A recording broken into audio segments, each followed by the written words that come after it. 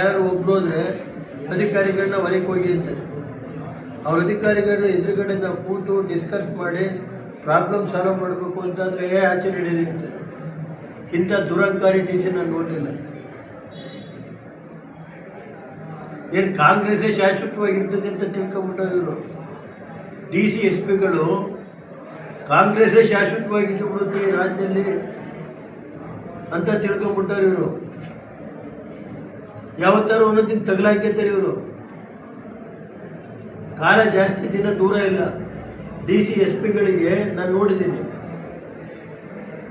D C S ಪಿಗಳು ನಿಮ್ಮ ಕಾನೂನು ಬಿಟ್ಟು ಮಾಡೋಕ್ಕೆ ಹೋದರೆ ಒಂದಲ್ಲ ಒಂದಿನ ಅದನ್ನು ಅನುಭವಿಸೋ ಕಾಲ ಬರುತ್ತೆ. ಹುಷಾರಾಗಿದೆ ಅಷ್ಟೇ.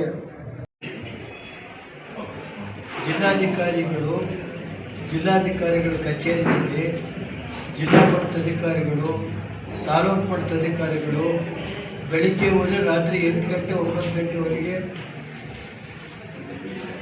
ಎಲ್ಲ ಅಧಿಕಾರಿಗಳಲ್ಲೇ ಕೂತ್ಕೋಬೇಕು. 8 ಗಂಟೆಗೆ ಬರೋಕ್ಕೆ ಇರ್ತಾರೆ, 12 ಗಂಟೆಗೆ ಹೋಗ್ತಾರೆ ಡಿ ಸಿ.